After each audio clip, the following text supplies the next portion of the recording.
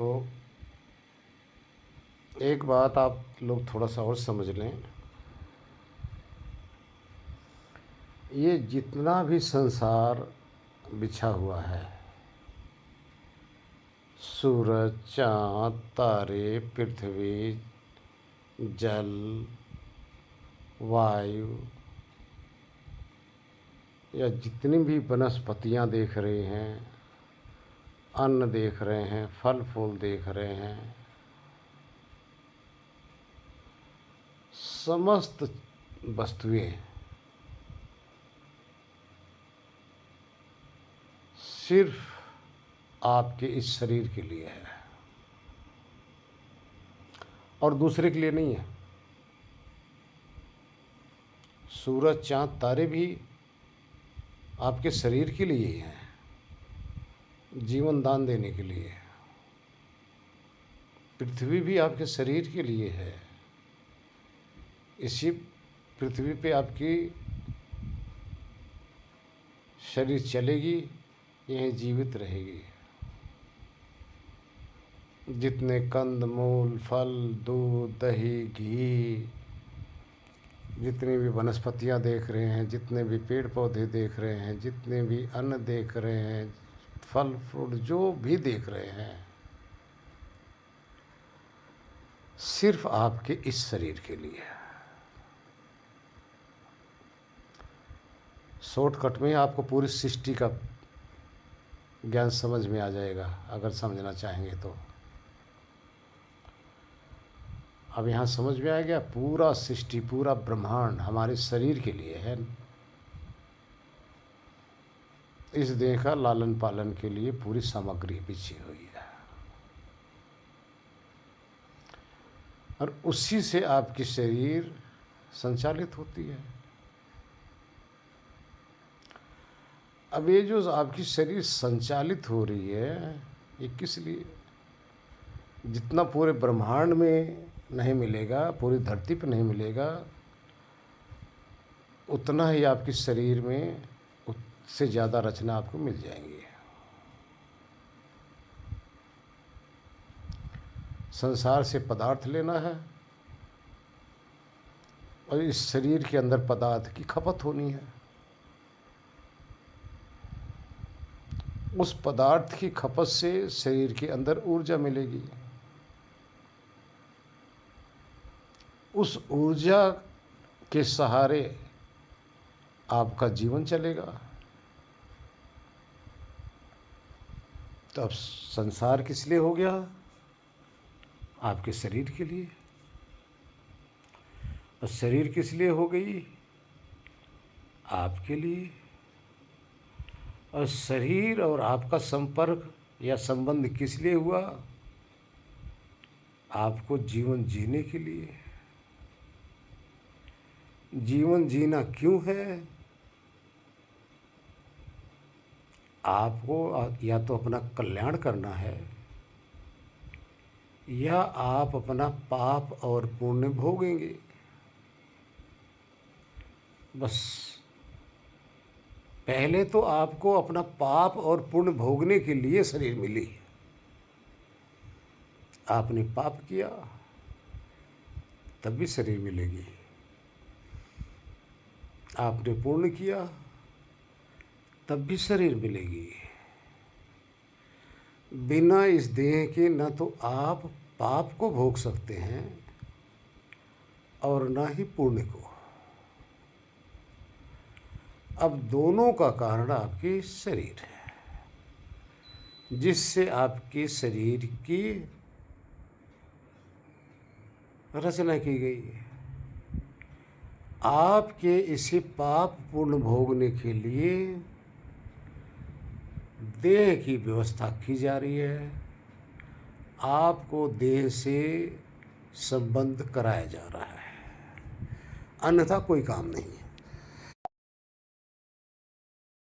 आपका और देह का कोई संबंध है ही नहीं, सिर्फ आपके पाप और पुण्य। इस कारण से देह से संबंध बना। अब पाप क्या है, पुण्य क्या है? पाप का अर्थ है आपने किसी चेतन आत्मा को सताया है, कष्ट दिया है, दुख दिया है, उसकी हानि किया है। अब उसी का नाम है पाप। अब जब हानि किया है तो अब उसका बदला लेने के लिए अब वही चुकता करने के लिए आपको शरीर मिली। आपने जिसको सताया है,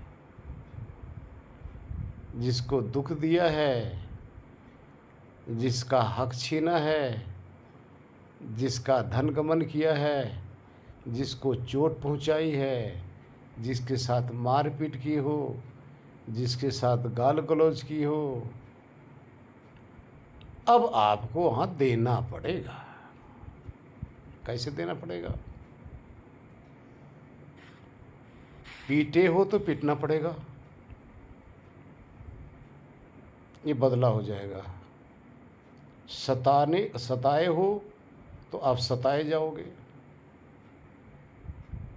बदला पूरा हो जाएगा। किसी को दुख दिए हो तो आपको दुखी होना पड़ेगा। किसी को मारे हो तो मार खाना पड़ेगा।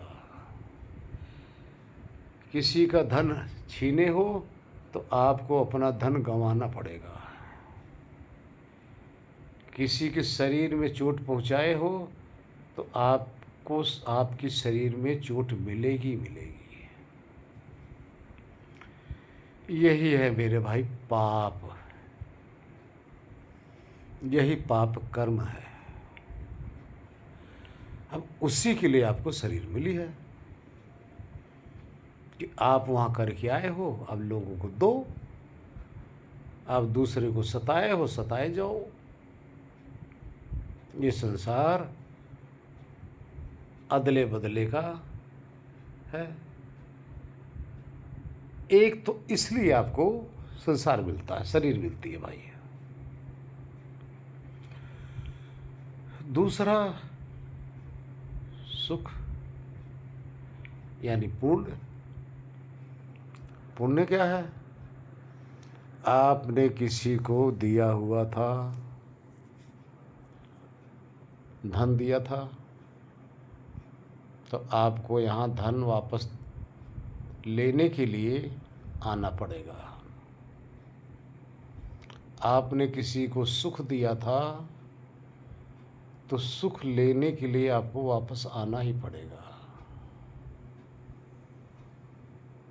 किसी भी प्रकार से आप वाणी के द्वारा किसी को प्रसन्न किए हो तो आपको प्रसन्न होने के लिए यहाँ आना ही पड़ेगा। आपने धन के द्वारा, तन के द्वारा, मन के द्वारा, वचन कर्म के द्वारा, जिसके द्वारा भी आपने किसी का भला किया हुआ है, तो वो जो कर्जा आपने दिया हुआ था भला करके, अब वो कर्जा लेने के लिए आपको ये शरीर की आवश्यकता पड़ेगी। और इसलिए आपका शरीर का संबंध मिला, अन्यथा आपका शरीर से कोई लेना देना नहीं भाई। दोनों विजाती पदार्थ हैं, दोनों एक हो ही नहीं सकते, संभव ही नहीं है। एक जड़ है, एक चेतन है, एक निर्जीव है, एक सजीव है, एक स्थूल है, एक निराकार है। दोनों का कहाँ मेल है? मेल नहीं है, हो भी नहीं सकता। लेकिन इस कारण से मेल कराया गया, इस तरह से आपको इसके संपर्क में लाया गया। अब आगे देखिए, बस ये कारण है पाप और पुण्य, ये लेन देन। इसलिए तो आपको शरीर मिल गई। जिस दिन आपका ये लेन देन समाप्त हो जाएगा, उस दिन शरीर से आपका कोई लेना देना नहीं, आप अलग हो जाओगे, अलग कर दिए जाओगे।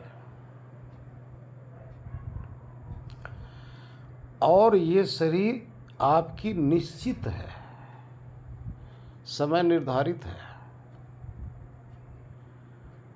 आपका टिकट कटा के आपको भेज दिया गया, यहाँ आ गए आपका। आपकी समय सीमा आपके कर्मों के आधार पर, पाप और पुण्य के आधार पर आपकी देह की आयु निश्चित कर दी गई है। जिस दिन आपके कर्म भोग लिए जाएंगे, एक सांस लेने के लिए कोई भी सामर्थ्य किसी में नहीं रह जाएगा। यह है जीवन, यह है जन्म मृत्यु। लेकिन एक चीज और देखिए, अगर इतने के लिए ही जीवन मिला है तो पाप और पुण्य भोग लिए, फिर तो दोबारा जन्म नहीं होना चाहिए ना। तो गया काम से। अब पाप पुण्य भोग लिए और जीवन निर्धारित है हमारा, उसकी समय सीमा निर्धारित है कि ये पाप पुण्य इतने समय के अंदर भोगा जाएगा। समय भी निर्धारित है, सीमा भी निर्धारित है, स्थान भी निर्धारित है। जब सब निर्धारित है तो फिर पुनः क्यों शरीर में आए? समाप्त हो जाना चाहिए चक्र, लेकिन फिर भी नहीं होता। इसका अर्थ है कि जो पाप पुण्य आप भोग रहे हो, अपने पाप पुण्य को भोगते हुए भी आप कर्म कर रहे हो मेरे भाई। उसमें भी आप यही काम कर रहे हो जो करने, जो भोगने आए हो ना, वो पुनः कर रहे हो, पुनः पुनः आप कर रहे हो। एक तरफ तो पाप भोग रहे हो, दूसरी तरफ नया पाप कर रहे हो। तो पाप तो अब तैयार कर रहे हो, जब तैयार करोगे फिर आना पड़ेगा। एक तरफ तो आप सुख भोग रहे हो, दूसरी तरफ दूसरे को सुखी कर रहे हो। अब ये सुख क्या है? कर्जा दे रहे हो ना।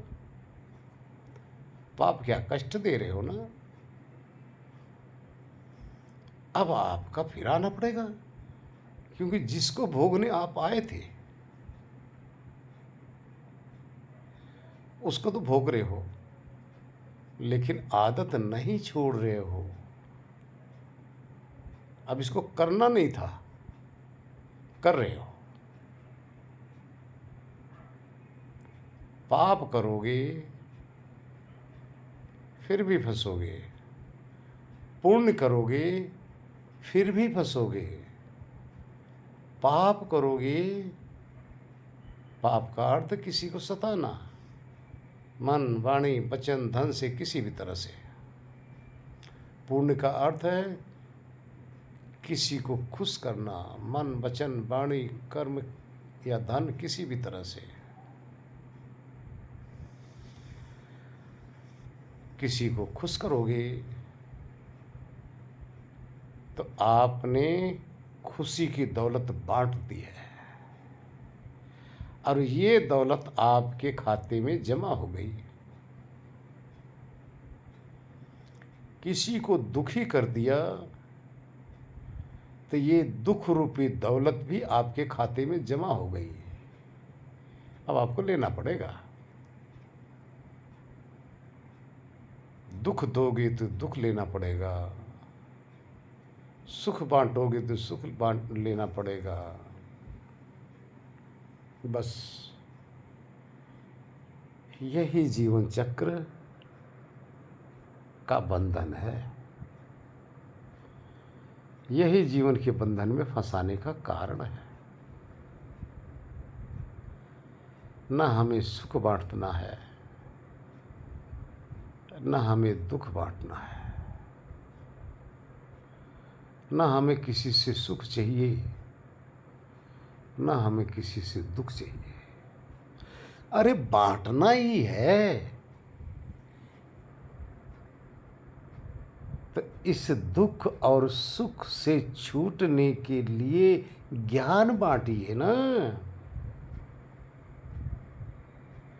जिस ज्ञान से आप भी दुख सुख से छूटें और जिसको बांटो वो भी सुख दुख से छूटे, ये बांटिए। ज्ञानी ज्ञान बांटता है। संसारी, क्लेशी, पापी, पुण्य आत्मा ये सब सुख दुख बांटते हैं। इसलिए सुख दुख बांटने से उपराम होकर ज्ञानी बनिए, तत्वदर्शी बनिए। इस संसार को समझिए, शरीर को समझिए। शरीर से जो कर्म कर रहा है उस चेतना को समझिए, और इस समस्त कड़ी के अंदर जो व्यवस्था कर रहा है उसको समझिए। तब आप ज्ञानी हो जाएंगे, समझदार हो जाएंगे। किसके? अभी बताया ना, सारा संसार एक प्रकार का शरीर के लिए भोज्य पदार्थ है। इससे हटकर वो कुछ भी नहीं है सारा संसार। और सारे देहधारी हमारे शरीर के लिए या हमारे लिए सिर्फ सहयोगी हैं। इसके अलावा कुछ नहीं है। इसके अलावा हमारा उनका कोई महत्व नहीं है। अब आपकी ये जो शरीर है इसमें सुख दुख भोगने के लिए हमें आना है, और सुख दुख से छुटकारा पाने के लिए हमें कर्म करना है। यदि हम आप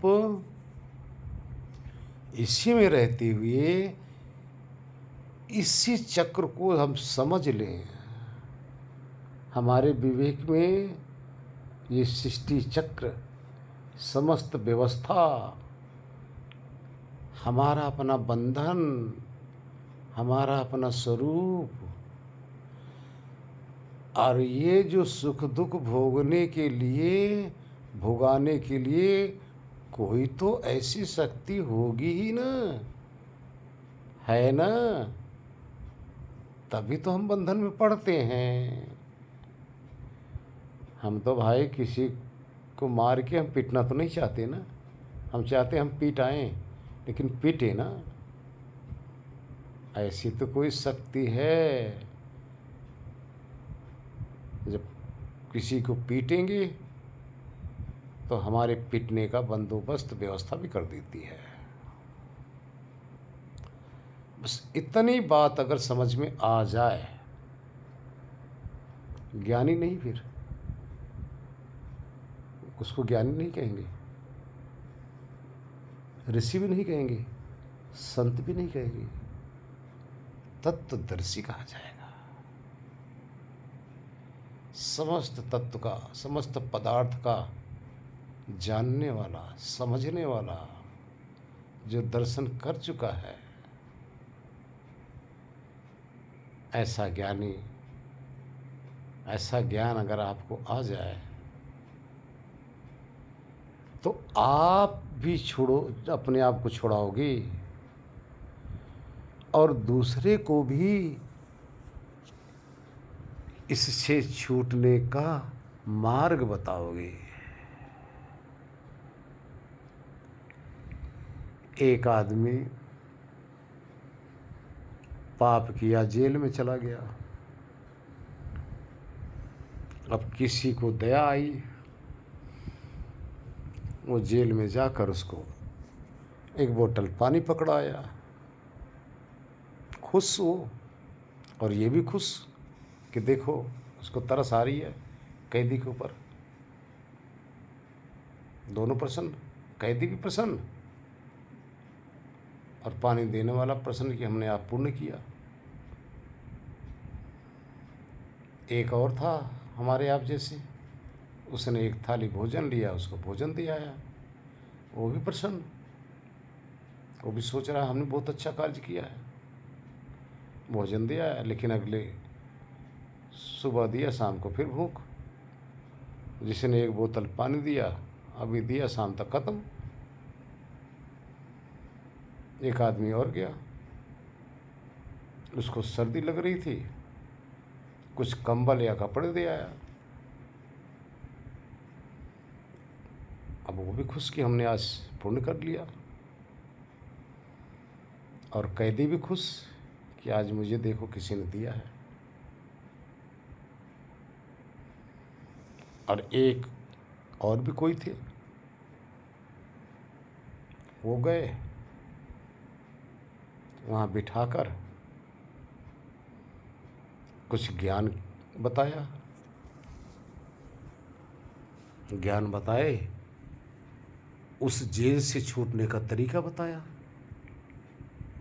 उन्होंने क्या कहा कि भाई, अगर हम तुझे पानी देंगे तो 2-4 घंटे में फिर प्यास लग जाएगी, अगर तुझे अन्न देंगे फिर 10-12 घंटे में भूख लग जाएगी, कंबल देंगे फिर अगली सर्दी में फिर ठंड लगेगी, गर्मी के इलाज करेंगे फिर आएगी। भाई तू ये काम कर, इस जेल से बाहर निकल, तू जेल में रहेगा तो तू मजबूर है, असहाय है, बिना दूसरे को दिए तेरा गुजारा होगा नहीं। इसलिए उन्होंने ऐसा नुक्ता बताया, ऐसा ज्ञान बताया, विवेक दिया कि भाई इस जेल से बाहर निकल। आखिर में उन्होंने क्या किया होगा मुझे ज़्यादा नहीं पता, किसी न किसी तरह से जेल से बाहर निकाल दिए। जेल से बाहर निकलने के बाद में जो जेल के अंदर किसी के एक गिलास पानी के ऊपर निर्भर था, अन्न के लिए निर्भर था, वस्त्र के लिए निर्भर था, अब वो स्वतंत्र हो गया, स्वतंत्र। अब इसी तरह से जो पाप पुण्य के लिए के ऊपर निर्भर है, अगर उसको विवेक करा दिया जाए, ज्ञान बता दिया जाए कि भाई पाप करेगा तब भी फंसेगा, पुण्य करेगा तब भी फंसेगा, अब इन दोनों से थोड़ा सा पराम हो जा और ये पूरा व्यवस्था समझ ले भाई, इससे परे होकर जो पाप पुण्य के फांस में जो फंस रहा है ना, जो पाप पुण्य दोनों से परे है, उस परे की सत्ता को उसको अनुभव करा दो। इस पाप पुण्य के प्रपंच में जो रस ले रहा था ना,